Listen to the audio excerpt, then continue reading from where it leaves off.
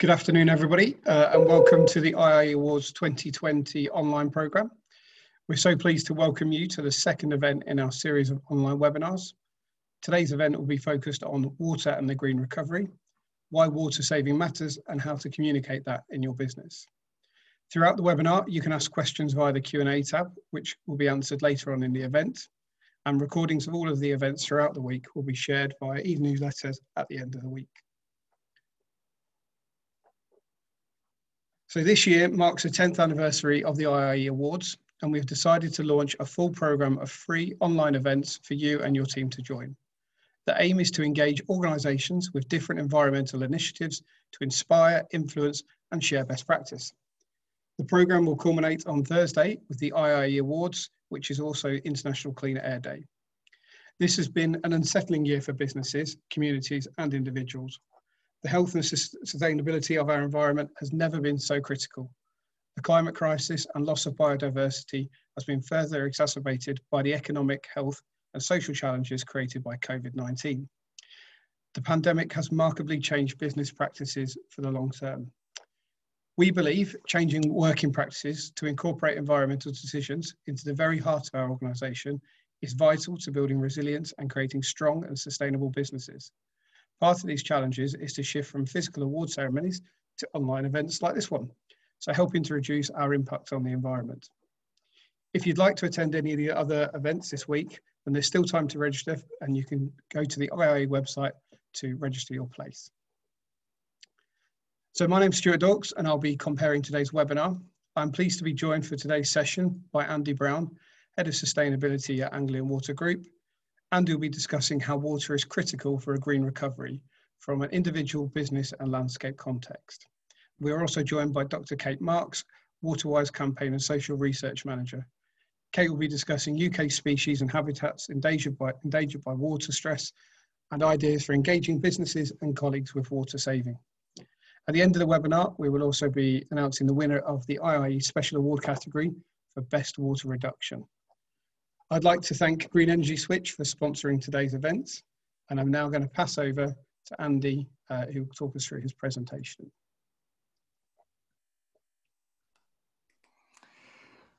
Hi everybody, hopefully you can hear me okay.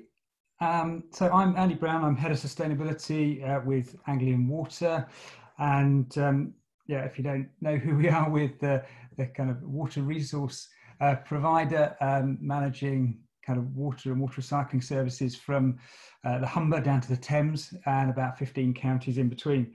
And as Stuart said, I'm going to kind of rattle through relatively quickly, you know, what some of the issues around water are, particularly in relation to climate change and growth, how that fits into green recovery and some of what we're doing, and then ending up on kind of purpose. And by purpose, I mean the kind of how businesses are changing their purpose to ensure that they're delivering on environmental and social needs. So there we go. So I wanted to start off, let's go global to start with, and then I'm going to zoom into kind of a regional perspective. I guess the reason I want to do that is obviously, you know, this dealing with climate change is a global issue. We're all dealing with it locally, both from a mitigation, trying to reduce our impact on climate change, but also dealing with a changing climate in our local area. But it is a big, massive global issue. And I always think this is an interesting thing to look at, and that's the World Economic Forum's Global Risk Report. Because if we're talking to businesses about what the issues are, you know, this is something that is important to try and get across, important to stress. And when I first started looking at climate change in the business, this was one of the first things I started to talk to our board about. And that's the impact on the business in terms of either too much water or too little water. And as you can see on the report there, you know, extreme weather events right at the top there of the kind of issues that are most likely to happen in the next 10 years. But at number 5 on that list, and increasingly important, is the recognition that if we fail to deal with kind of reducing our emissions and therefore slowing climate change, and we fail to adapt and plan for that, you know, that is going to be a significant risk. At the national level, again, it's important to actually have a look at what is already happening, and to demonstrate to people that, okay, each individual event, we're not at the point of saying that is, you cannot state that is a result of climate change, but the overall trends absolutely are. And the data from the Met Office looking at the kind of longer-term trends, we're seeing that hottest days have got hotter by 0.8 of a degree. The wettest days have actually got wetter by 17%. And overall, we are seeing kind of warmer or longer, drier summers and warmer, wetter winters. And that, warmer, wetter winters might sound good, particularly for us in terms of being able to capture that water and put it into supply. But it obviously means we have to plan in a different way for those kind of more extreme weather events. Long-term kind of water infrastructure planning takes a little bit of time. So how is the UK actually preparing for these kind of issues? Well, the latest report from the Committee on Climate Change and their adaptation subcommittee was quite stark, I guess. So England is still not prepared for even a 2-degree rise in global temperatures, let alone more extreme levels of warming. And there's a little matrix there which kind of looks at how we are progressing in managing risk and what the quality of the plans are we're putting in place. So actually kind of down at the higher quality of the plan and the more progression, public water supply infrastructure is there in green. But that doesn't mean that there aren't issues with it.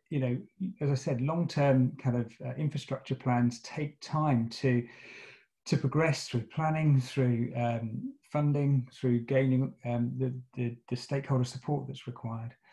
And yet there are other issues around the kind of water environment as well, which are less well progressed, and the one kind of highlighted there is on the other side of the risk, the surface water flooding.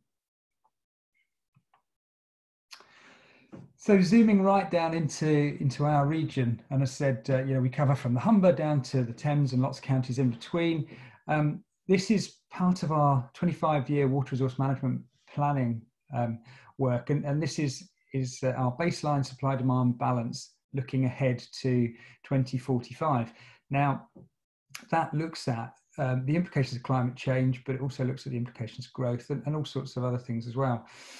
And I guess in essence, as with many of these types of diagrams, blue is better, red is not so good. So you can see across the region there, we've got a few areas that are going to be in the kind of in a positive supply-demand balance when we get to 2045, and many more areas into the kind of reds and deep reds.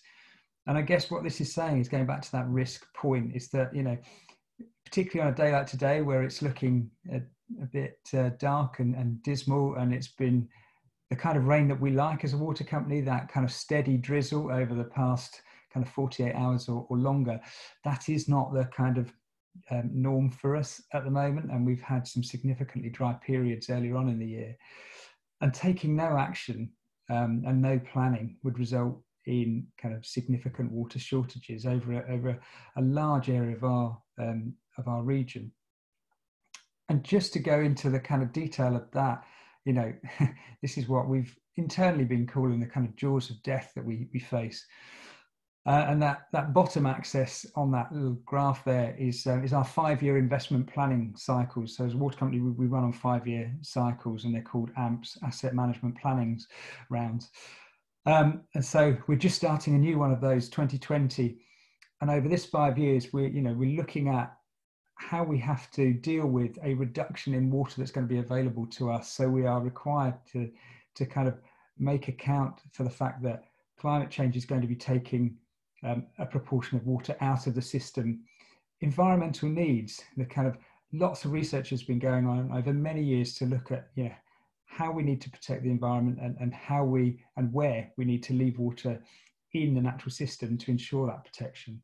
And then we've got population growth as well, kind of pushing from the other angle, and the requirements for ensuring drought resilience over time as well. And what you can see in that is that the blue line is kind of coming dramatically down. The red line, which is the amount of water that we'll need to put into our distribution, is going up, pushed up by growth, and soon they'll cross over unless we put measures in place to act on those. And actually at that point, I'd just say, since privatisation in 1990, we've actually seen that we've seen an increase of about 30% in terms of growth. But what we've seen is that we're actually putting in about the same or slightly less water into supply because of a reduction in leakage and an improvement in kind of water efficiency in the home. But we need to really make a kind of step change on that. So how do we do that? Well, there's a twin track approach. So from a demand side, we continue to look at leakage and to drive that down. We look at metering and enabling customers to understand how they're using water, why they're using water, and how they become more efficient in using water.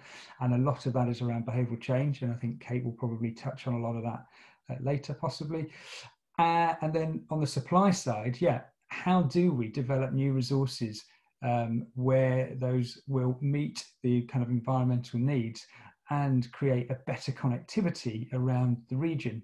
And actually in this 5 years, we've got a strategic pipeline kind of coming in from the north in Lincolnshire down into the south of our region, which is going to help us link up some of those areas where we've got surplus into those areas where we've got demand needs, but also looking at future reservoir potential as well.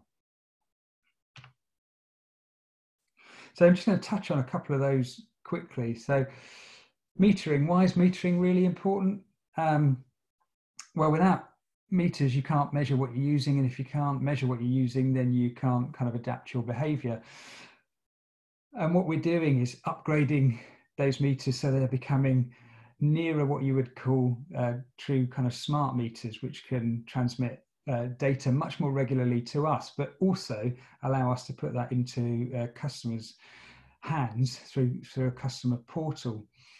And why is that important? Well, we know that by installing meters, you can encourage a saving in water efficiency in the home already.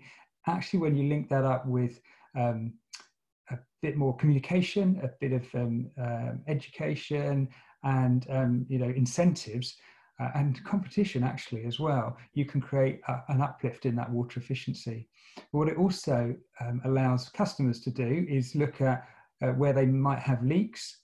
It can register where they've got leaks on their side of the property boundary.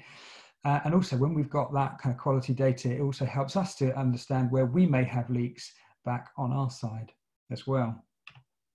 So this all fits into part of a 5-year demand reduction strategy where we want to push down the average kind of litres per head per person per day from 136 at the moment to 128 in 5 years' time. I have to say that is an average, and we've got some great data sets now which show where we have really targeted some of this communication. You can drive it down much lower than that. So that's engaging with new homeowners, so new builds, which is really important. Smart water and smart devices. So as I said, giving people the data and then having some kind of incentive in there as well. Right the way through the kind of leakage visits and various things. Working with community groups and partnerships is incredibly important to get the message right to customers. And also at the moment, as we go through the summer, also thinking much more about how we use water in the outside space as well from a domestic point of view. And that, just touching on that kind of behavioural change and communication element, because this is exactly the same from a business perspective as it is from a domestic perspective. We've spent a lot of time over the last 5-10 years or so, really trying to work out how we connect more effectively and efficiently with customers and the communities that we serve, and that really led to a complete overhaul and a change in our thinking and our approach 10 years ago with the launch of Love Every Drop. And now what we're very conscious of doing is with particular target populations and at particular times of year and with kind of particular scenarios in mind, really tailoring the message to help people understand what we're talking about, why we are engaging with them and what we'd like them to do and what the benefits for them are as a result of doing that. And as I say, that goes, exactly the same when you're within a business as kind of working with domestic customers. And just kind of touching on the kind of business side of things. And for those of you who don't know, the water industry was kind of split in half, essentially, a few years back, which kind of divides us up into the kind of the regulated wholesale businesses, so that's Anglian Water Services, who look after domestic customers and all of the kind of background operations, the kind of, the supply, the treatment, and the delivery. Then when it gets to business, it's up to the business side who they buy that water from. So there are retail businesses out there to kind of sell them water. And so we as a wholesaler don't get directly involved in that so much anymore. However, this is a good example of where there's been some really interesting collaboration with GlaxoSmithKline and one of their brands, Aquafresh, where they came to us quite a few years ago after having done their really detailed analysis of where they were using water right through their value chain. So not just in their operational boundary, but kind of upstream of that. So where was the water being used in the resources used to create all of their products? And downstream of that, where was the water being used in the actual implementation, the use of their products? And what they found was that actually it wasn't in the operations. There was a huge amount being used kind of upstream in the resources, and actually downstream in the kind of customer use, there was quite a bit there. And they came to us to kind of have a conversation and talk about some of the behavioural change work we were doing, because actually most of their water use kind of in that downstream was by customers using their tooth-based brands. So we worked with them and with the University of East Anglia and our collaborative work up there called the Anglian Centre for Water Studies on some behavioural change work, where we started to try and see what would have the greatest effect when talking with customers. And we ran a project in Norwich and then in Newmarket to look at, if we really targeted the communications and brought it front of mind with kind of messaging inside the home and through the kind of customer portals that I was mentioning, would it have a significant effect? And actually, happy to say, because we had smart meters in the properties we were testing this in, yes, it did. So actually targeting the marketing and helping people to feel that they were part of something bigger and doing something that would contribute to the well-being of their local environment had demonstrably kind of greater effects than just the kind of normal messaging. So again, that's in a domestic setting connected to a business, but it also goes for your business as well. If you're running a business, understanding, what are the upstream and downstream implications of the water that you might be using are really important. So that's some of the stuff on the supply side. On the demand side. On the supply side, we are responsible for the kind of the public water supply and the planning for that. But what we realised quite a few years ago is that actually that wasn't going to be good enough. We needed to look beyond that and look at how water was used right across the region. And we worked with others to develop this body called Water Resources East. They're now an independent body from Anglian Water, but we've continued to work with them to start looking at how we plan a more collaborative way to deliver kind of secure water resources going forward. And this is the latest kind of concept, which looks at, can you bring together planning for water resource management and flood management to develop new concepts, new different ways of working? And I have to stress, this is absolutely at the kind of embryonic stage, but it's an interesting approach to bring in a much wider group of stakeholders, businesses, kind of academics, and public water supply kind of organisations, along with the regulators, to kind of say, well, the challenges are great, so let's kind of look at doing things in a different way. And what would the results of that be? Could we develop a system which would provide more secure drinking water, manage flood water more effectively, preserve the environment, and unlock economic development and growth. So as I say, this is really in the kind of early embryonic stages, but it's the kind of thing we're really starting to look at now, which kind of links us into, I guess, you know, the importance of understanding these things for a green recovery. And you'll all be aware of the kind of conversations that have been going on around a green recovery. And, you know, personally, it's a fantastic thing to see, you know, having gone through the kind of, well, not gone through, still being in the midst of the pandemic, and the need to drive a kind of an economic recovery after this. The voice from business, the voice from the kind of environmental sector, the voice from general public has all been kind of to ensure that this is a green recovery and that we build back more responsibly in the future. And water's got a role to play in that, which is why in the last month or so we launched our 5-point plan for a green recovery. Number 4 in there is about delivering climate change adaptation and resilience as part of that. And this really, again, links into the opportunity to accelerate and expand the work we're doing on smart metering and the rollout of that, the work we're doing on leakage and driving leakage out of our networks as well, but also the opportunities from that kind of wider collaborative working and planning around a more integrated approach to water management in the landscape. And then finally, kind of just to wrap up, I mentioned purpose, and one of the really important things for us is a kind of constitutional legal change that we made to our company about a year ago.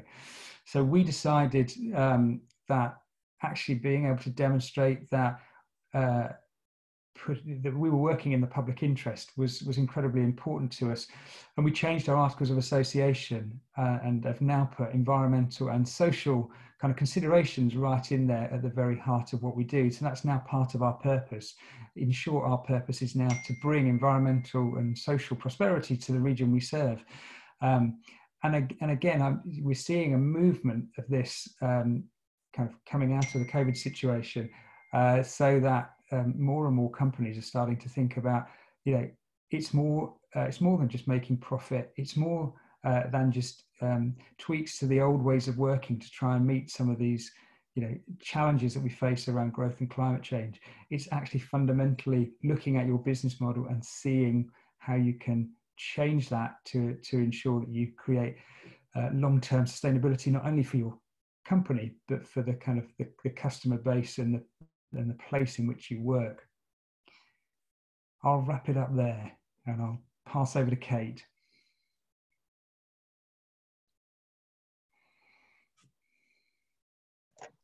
Thanks, Andy. That's a really good overview of all the challenges that you're facing as an organisation, but also some of the opportunities that you're looking at as well. Just to reiterate that if people would like to ask questions, then feel free throughout. So you can use the Q&A tab at the bottom of your screen.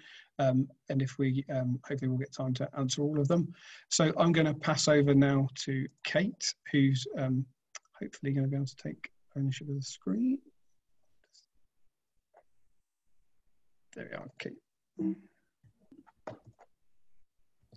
Okay. There we go.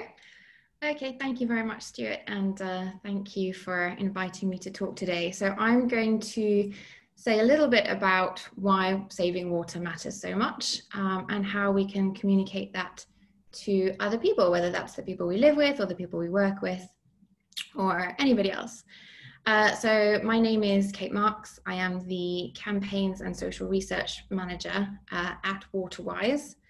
And hold on, there we go. So our vision at Waterwise, if you're not familiar with us, is water being used wisely every day, everywhere. So we are a small environmental NGO, and we are 100% focused on water conservation and water efficiency. So the way that we do that is we work with the water industry, but also with governmental and non-governmental bodies in influencing policy. We also do research on water use and behaviour around water use, and we campaign as well. So we run campaigns which do public outreach, talking about why water is worth saving and how to do so. So do we really use too much water is the question. And Andy has already touched on this, but I certainly this weekend, if I looked out of my window at pretty much any point over the weekend, saw that it was pelleting down with rain. So it is a bit of a weird kind of cognitive dissonance situation when you're asking people to save water and telling them that we don't really have enough of it, or we won't have enough of it in the future if we continue on the way that we are. But the reason for this, or primarily, is we have these dual effects of climate change, which is, as Andy said, you know, we're getting longer and more frequent spells of dry weather. And at the same time, we have a growing population in the UK, particularly in certain areas, Southeast England, for example. There are more people needing more water. So we have this dual effect of less water available and more people needing it. And that's really essentially what's putting a huge stress on our water resources, particularly at certain times of the year. So Waterwise and Water UK ran a campaign called Water's Worth Saving this summer. Hopefully some of you will have seen our messaging on social media. But in conjunction with that campaign, we also did a piece of research. And that piece of research found that 46% of British people believe that their household uses under 20 litres of water a day, when the true figure is actually closer to 142 litres per person. So one of the real problems in talking about saving water with people is that there seems to be a real lack of understanding of how much water we're using. It's quite difficult for us as people to visualize the actual amount of water that we're all using in a day. So for example, if people are really using around 142 litres each, then a family of 4 could be using around 600 litres of water a day in their household, rather than the 20 that almost half of Brits estimated. So you can see there's a huge discrepancy there between what we think we're using and what we are actually using. The other thing to note then is that in England and Wales, our PCC is rising. So that amount of water that we're using per day has almost doubled in the last 60 years. And in order for us not to run into some serious problems in the not too distant future, we really need to go back and halve that. We really need to reverse that trend.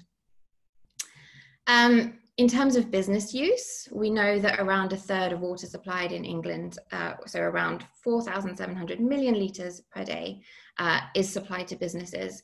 But we really don't have a huge amount of information in terms of the more granular information and details about how that's being used, where it's being used. So that's definitely something that needs a bit more research. The water efficiency measures in terms of businesses are improving, but in terms of both what businesses are offered for their water efficiency approach, and also in terms of take-up, that's very patchy, despite the fact that businesses can save hugely on carbon and energy, and on simply at the bottom line of financial. So there's huge savings to be made. It's just that we need to get that message out there a bit more, I think. So I'm going to talk a little bit about the reasons to save water in terms of the environment and wildlife. There are tons more reasons to save water. I think we have 10 that we go through in our online training that we offer, but I'm just going to focus today on the environment and wildlife, particularly because those are my individual personal reasons for saving water in my own life. So I think there's still a case where a lot of people don't fully understand that the water that comes out of our taps in our homes and in our businesses is taken out of rivers and water bodies in the UK. So when I started at Waterwise, which was about 9 months ago, I did a little poll of my friends and family, asking them whether they understood that their water was taken out of rivers and out of those water bodies. And actually a lot of people just simply didn't have that understanding, didn't really realize that, or hadn't really thought through it. So that's something that we're certainly trying to get out there. The fact that, you know, if you're taking a lot of water out of rivers, the river levels are inevitably going to be going down. And in fact, low river levels are very common in the UK. 1 in 5 water bodies in England is at risk from over abstraction, so from too much water being taken out of them. And I think perhaps one of the problems when we're thinking about that is we don't have an immediate feedback for that, right? So we don't have, as soon as we turn on the tap to run a bath or turn on the shower, we don't look out of our window and see the water level going dramatically down in our nearby river. There isn't that immediate feedback loop, so it's quite a difficult kind of thing maybe to get our heads around, but that is that kind of causal effect. So, but it is causing a lot of issues. And one of the issues, particularly in a unique environmental way, is our internationally unique chalk streams. So in England, I think it is, we have 85% of the world's chalk streams. So they are, they are predominantly England-based. And they are unique because they have a very specific alkaline level, and because they have that very specific alkaline level, it means that they have a very specific ecosystem of flora and fauna that thrive within them. So you can see that when they are very low or when they are dry, as many of them are at the moment and have been for a while now, you know, that flora and fauna is just going to die out. I've included a little screenshot here. I went on Twitter a couple of days ago when I was putting these slides together and just looked up what was going on in terms of chalk streams. And you can see here, this is a very common picture to see of a completely dry or almost completely dry chalk stream. So yeah, that is one particular habitat that is suffering a lot, even though we have had instances of flooding elsewhere. The Environment Agency are reviewing and reducing abstraction licenses for the water companies. So that means they are getting stricter in terms of how much water the water companies can take out of rivers and other water bodies. But the thing to remember is not necessarily that the water companies want to just be arbitrarily taking loads of water out of these water bodies. It's that there is a demand. So the demand is coming from the public, from households, from businesses. There is a demand for water, and they really are in a position where they have to meet that demand. So yeah, a reduction of 143 litres PCC to 100 litres. So if we were to all reduce our water use per day from 143 to 100 litres, that would increase river flows by 1/3 across the UK. So that would make a really big difference.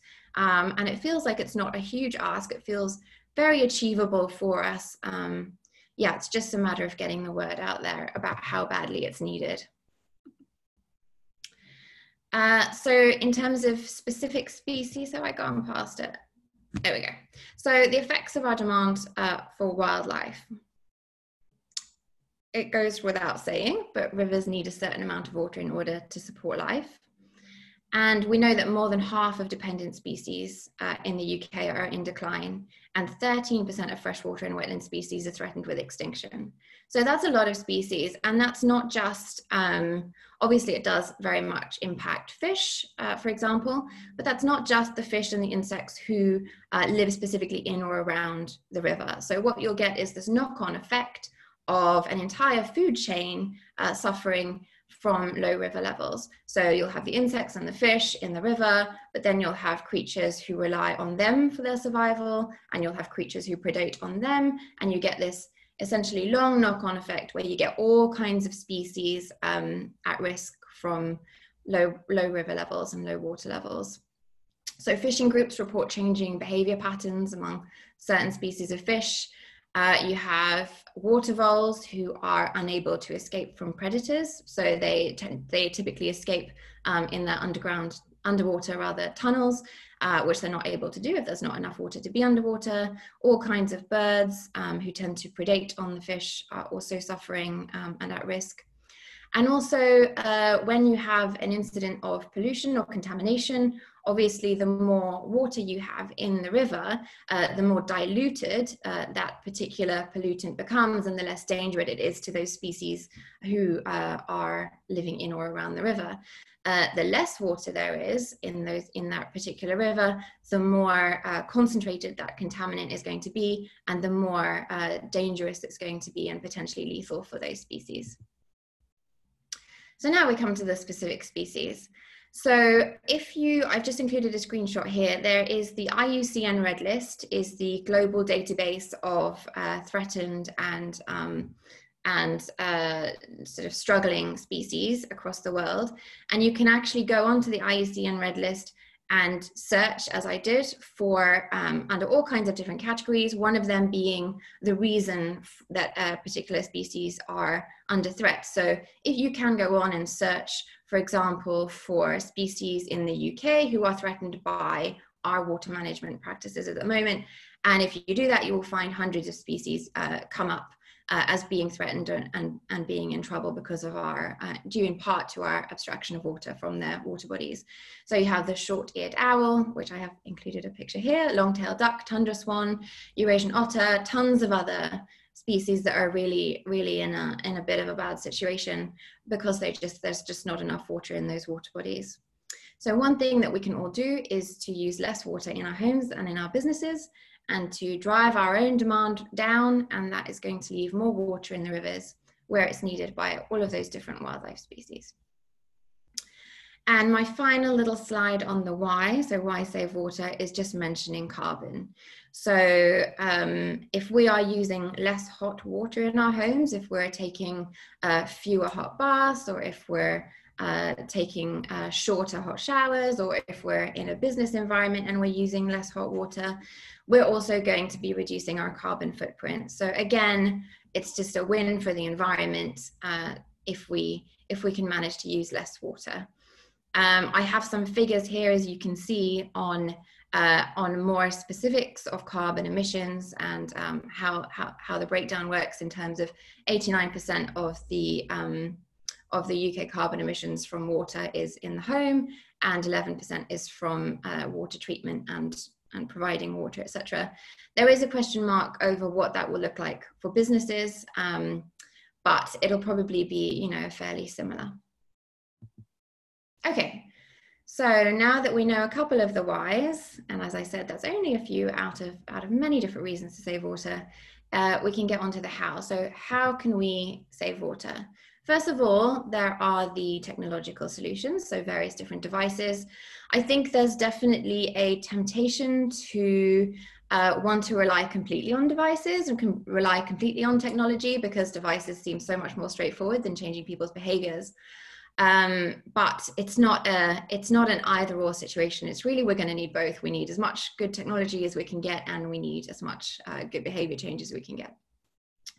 So the kind of devices that can be helpful when we want to be more water efficient are metering, tap aerators, dual flush toilets, system displacement devices, fixing leaky loos, efficient shower heads, lagging outdoor pipes, water butts. There's so many different bits of tech and equipment that can help us to save water, and that we only need to install once, and then we don't need to think about them so much subsequently.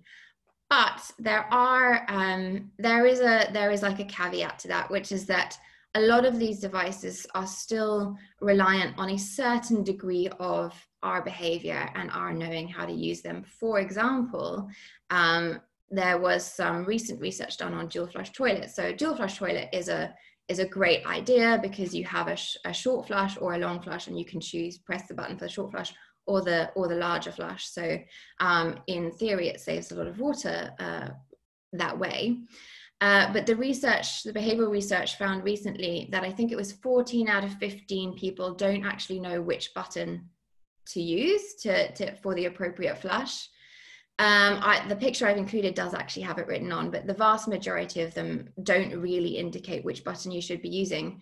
And so you have a situation where the vast majority of people who are using the dual flush toilets don't know which one to use, and inevitably, and I've done this myself before, just press both to be on the safe side. So there is, as I said, a situation where devices are fantastic, technology is fantastic, but there is a certain behavioral component that needs to be incorporated as well.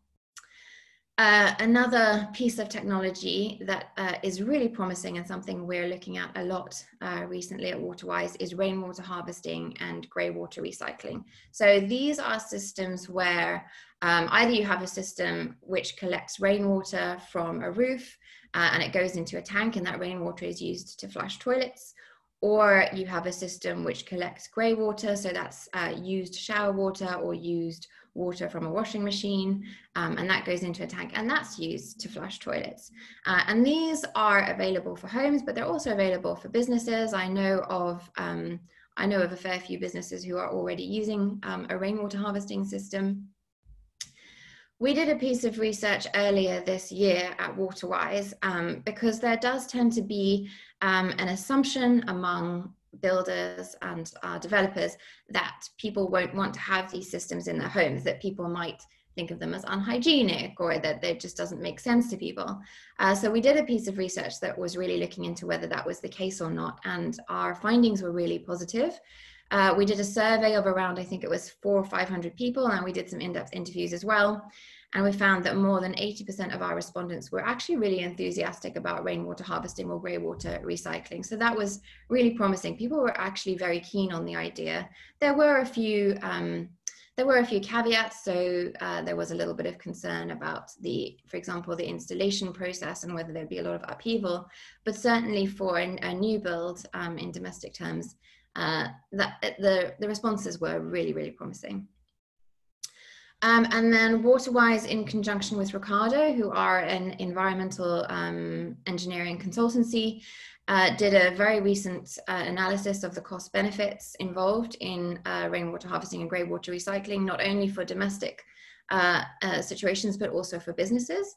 And again, a really promising outcome there was that their cost benefit analysis managed to show that rainwater harvesting and grey water recycling can have real social and financial benefits for businesses. So we have both of those reports available on our Waterwise website, so waterwise.org.uk.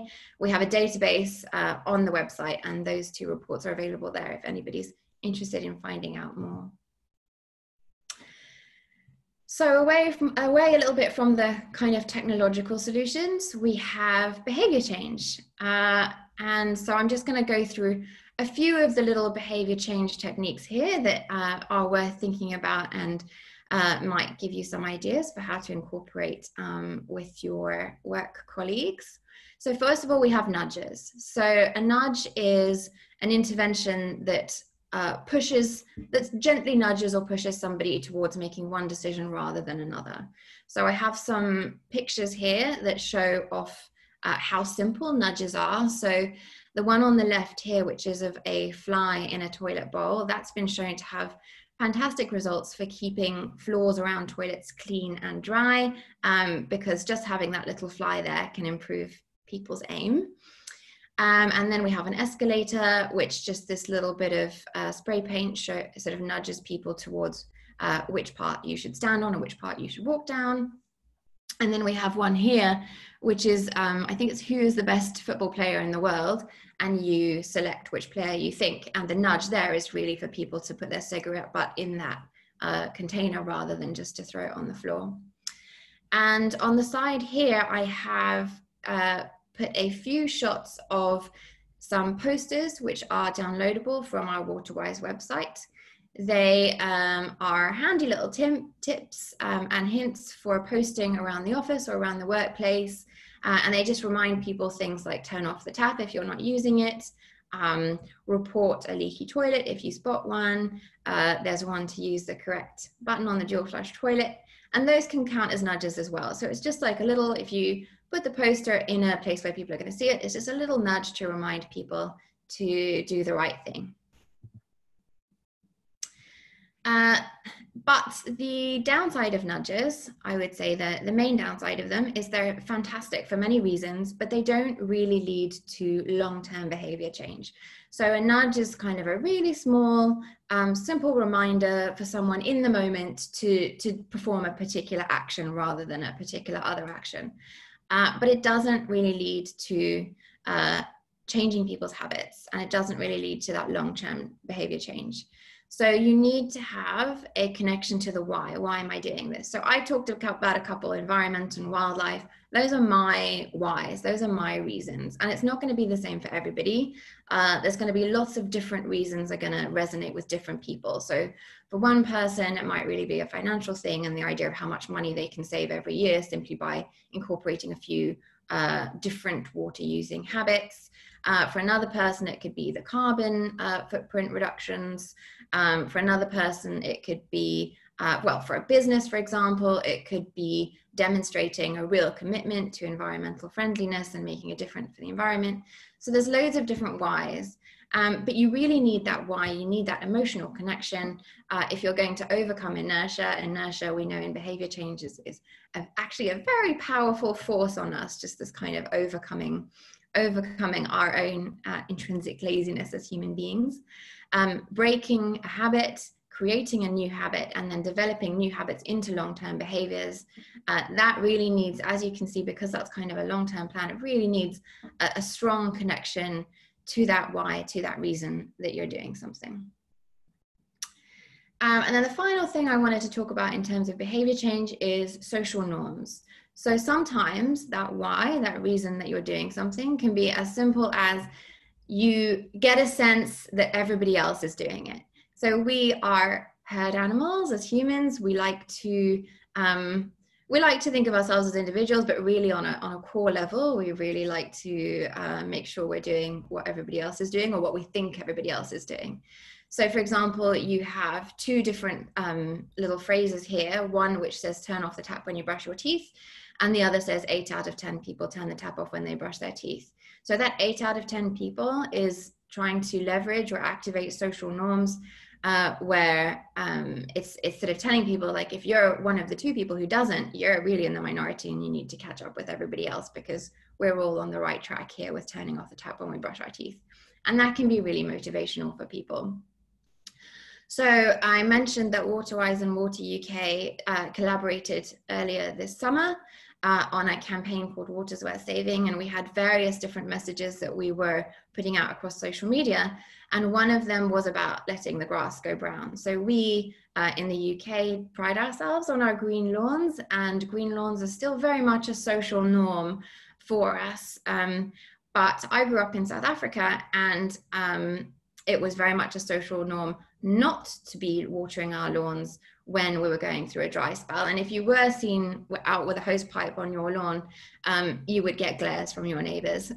So that was very much a social norm there. So that's what we were trying to bring in a little bit with our messaging this summer, is talking about letting the grass go brown when we're going through a dry spell, not using your hose on it, and just being confident that it will recover really quickly when it rains again. But yeah, so kind of trying to start a trend in neighborhoods, in UK neighborhoods, of lovely golden brown lawns.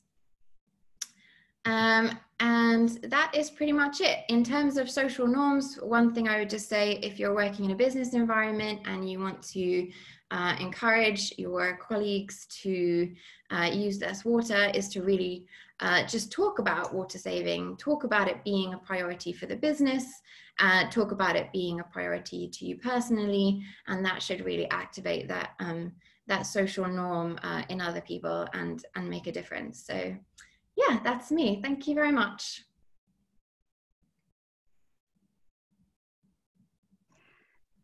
Brilliant. Thanks, Kate and Andy. I've just been looking, we've got lots of great questions. So I'm just going to start off a question to both of you, really. So we've had a question around increase in sea level rise, and that's going to have a threat to the fresh water potentially becoming salt water. What do you think the impact that's going to have on demand, but also on nature? So to both of you, Kate and Andy, really.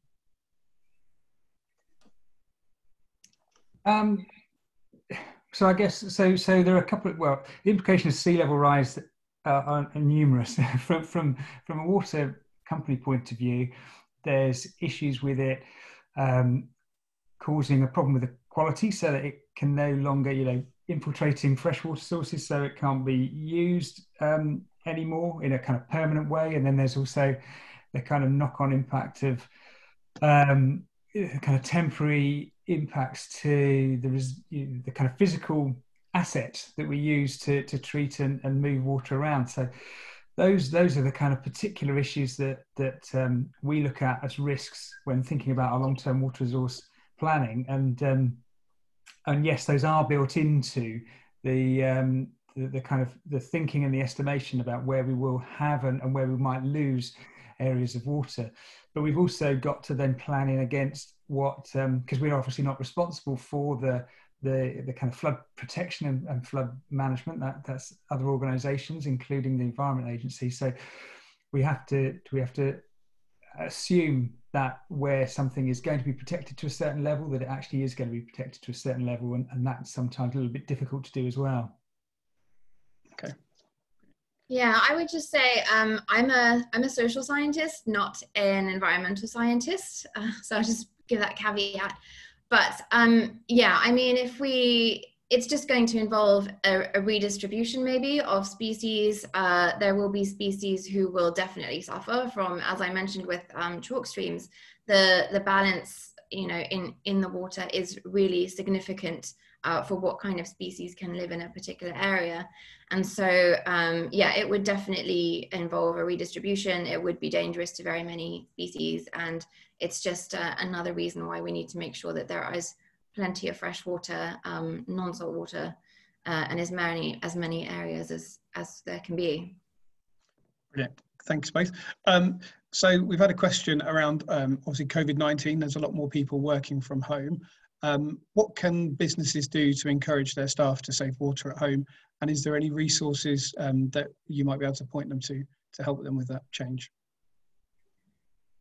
Yeah, so the Waterwise website has tons of resources for businesses and for home. So obviously, because people are working from home, the office stuff, like I was talking about, the posters that you print out, maybe not as required right now, but we have a lot of tips for home use. And as I said, it's just a question of talking about it being a priority to people. So if you're on a Zoom call or if you're having a discussion about other things, it's talking about how to do it and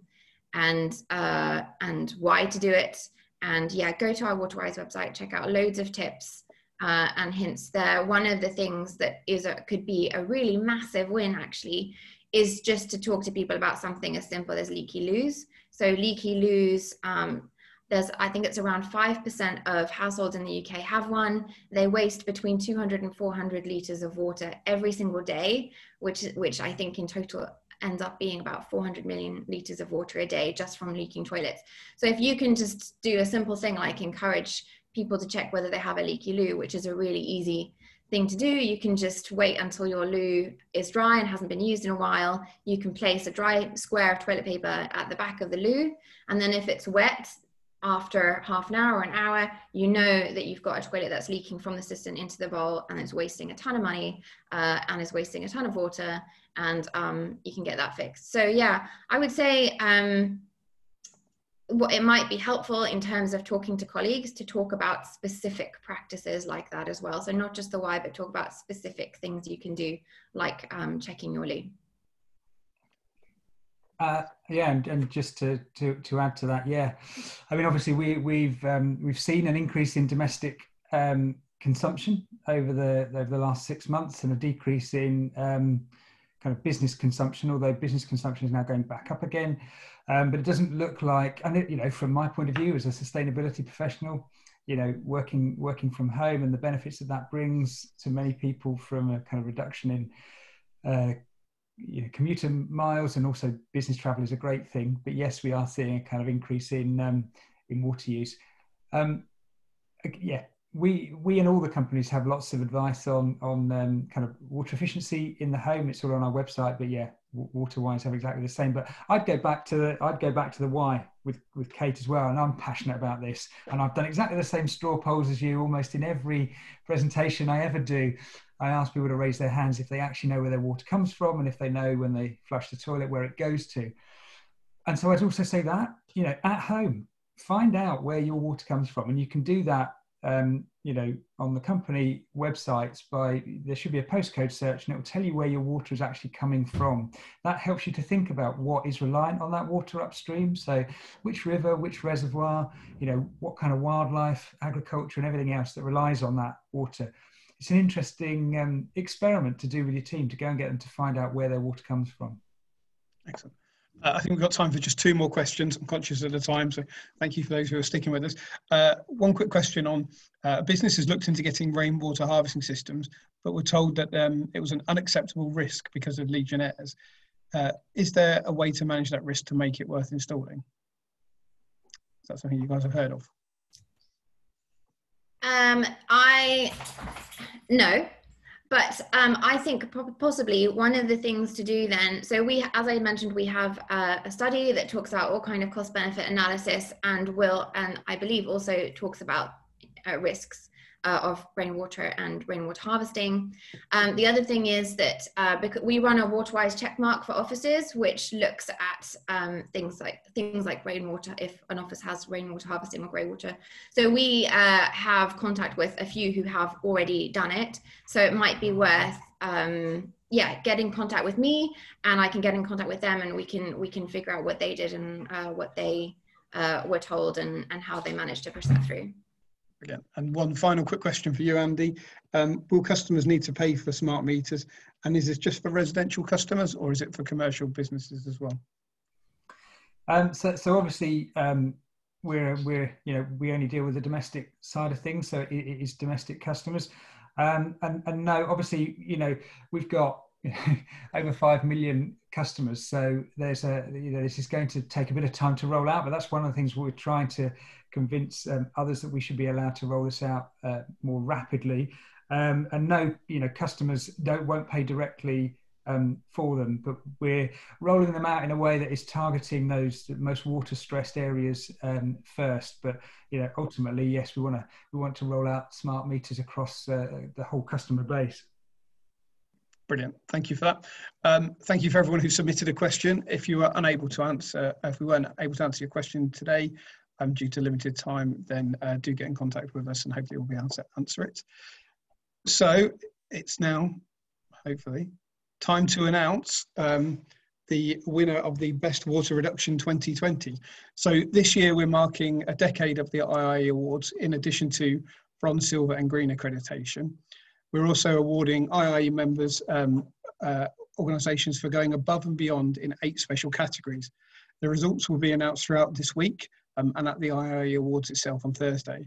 However, today we're ready to celebrate the winner of our Best Water Reduction category for 2020. So we were looking for best reduction of water against their baseline year, with clear evidence of continual improvements each year. This could include through investment in water-saving technologies or behaviour change campaigns to support reducing wasted drinking water. So examples could include water-saving toilets, fixtures, rainwater harvesting that we've just spoken about, or other innovations. So it is my pleasure to announce the winner of Investors in the Environment Best Water Reduction for 2020 is Peterborough Regional College. The judges chose Peterborough Regional College based on the impressive water savings they have made. They've saved over 1,500 metres cubed, which is a 42% reduction in water in the audited year, and that's a massive 83% against their baseline year in 2008. The terrific water savings were achieved by weekly monitoring of water consumption, which enabled staff to quickly identify and rectify leaks, which has been an issue in the past. This was also combined with encouraging behaviour change initiatives and upgrades to their toilet block. So in addition to Peterborough Regional College, the judges also wanted to commend Cambridge and Counties Bank. The judges felt that they made some good savings, and it was positive to see the water efficiencies were built into their refurbishment plans. So it just goes to me to say thank you. Thank you very much to our speakers, Kate Marx from Waterwise and Andy Brown from Anglian Water Group, our category sponsors, Green Energy Switch, and the rest of our IIE award sponsors for the 2020 programme, so Ecotricity, Cross Keys Homes, Davies the Veterinary Specialist, BGL Group, Hunts & Coombs, Cool Food and Roy Thorns. Thank you once again for attending today, and I hope you can join us for our next webinar in our series, which is Zero Waste, which is tomorrow at 10. You can register online at the IIE website.